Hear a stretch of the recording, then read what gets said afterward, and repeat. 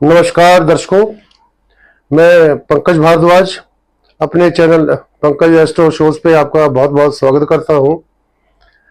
आज मैंने संकल्प लिया है कि अपनी YouTube पे आज के बाद मैं थोड़ा सा वो जो भी आपको ज्ञान डालूंगा वो प्रैक्टिकल उसके साथ मैं आपको समझाने की कोशिश करूंगा कि आप स्वयं जो है घर का वास्तु अपने एस्ट्रो ज्योतिष और ज्योतिष को साथ में लेकर, ताकि आपके घर का जो भी किसी भी तरह की किसी की कोई समस्या है तो कम से कम 80% जो है उसका सॉल्यूशन खुद जान सके, ढूंढ सके और उसका उपाय कर सके। क्योंकि हमारी लाइन में जो है जो महावास्तु करने वाले हैं उनकी बहुत ज्यादा फीस होती है और वाकई फीस लेते हैं क्योंकि उन्होंने मेहनत करी होती है।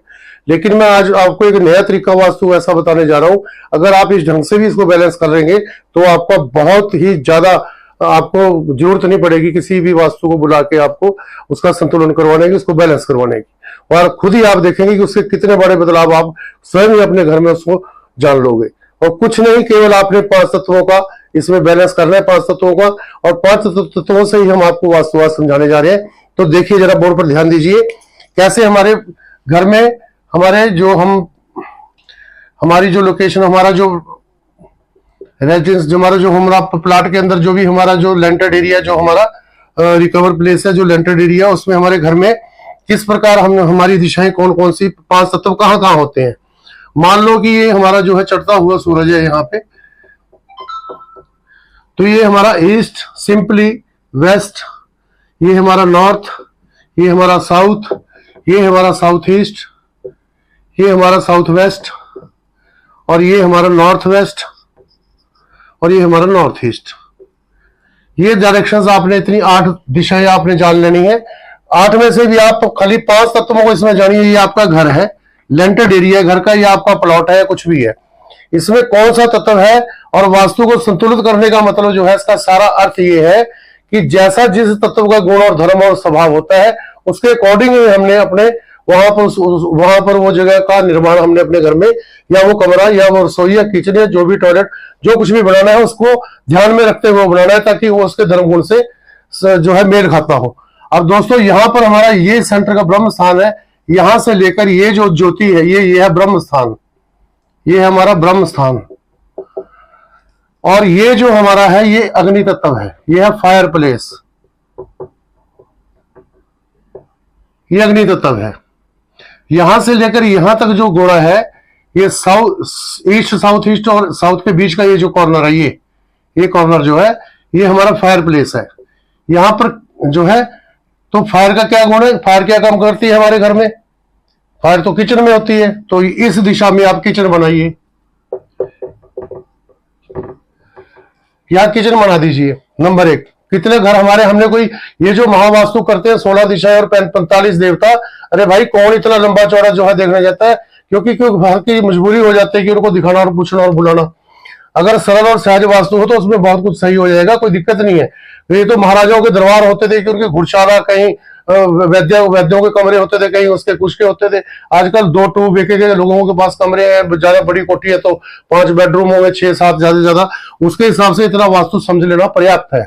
तो इसको ध्यान से देखिए, ये हमारा फायर एलिमेंट है, ये हमारा कौन सा स्पेस एलिमेंट है, स्पेस, ये स्पेस एलिमेंट है।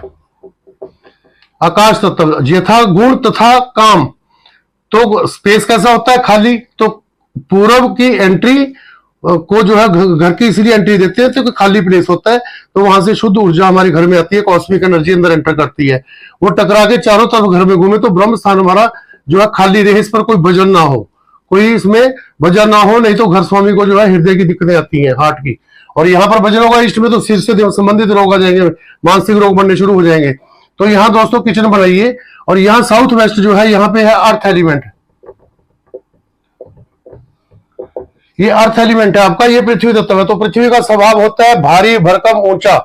तो यहाँ पर घर की सबसे ऊंची बिल्डिंग बनाइए। यहाँ का घर का जो सबसे बड़ा है उसका मास्टर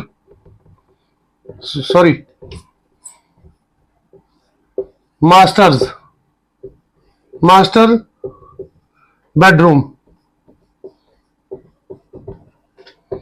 घर के बड़े का ये स्थान मानिए, क्योंकि वो डोमिनेट करता है, जो भी यहां पर रहेगा डोमिनेट करेगा।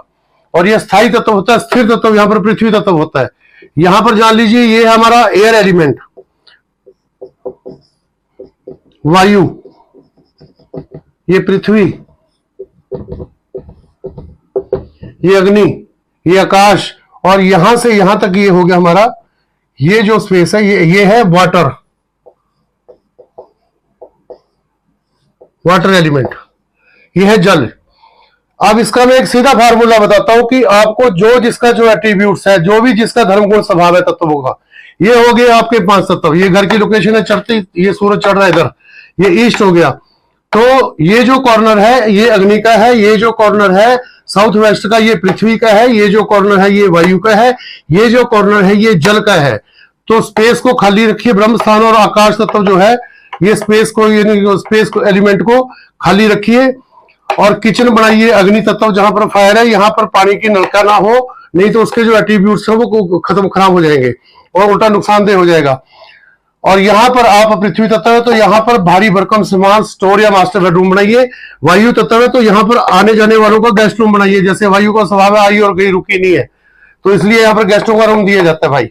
ये वाटर एलिमेंट है, यहाँ पर अमृत, अमृत जो है अमृत जल है, संजीवनी जल है, यहाँ अमृत जल तो पीने योग्य पानी है, ग्राउंड जो ग्राउंड वाटर है पीने वाला पानी, और यहाँ पर उसका बनाइए आप ट्यूबवेल का, बोर बनाना है, बोर बनाना है या ट्यूबवेल बनाना है, पीने वाला जो पानी है उसका सोर्स यहाँ से है नॉर्थ ईस्ट से।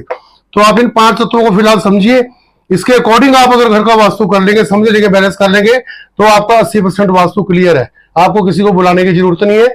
आप इतना 5 तत्वों को बैलेंस करना समझ लीजिए अपने घर में, तो आपको देखिएगा कि आपको बहुत तरह से इसके लाभ आने शुरू हो जाएंगे।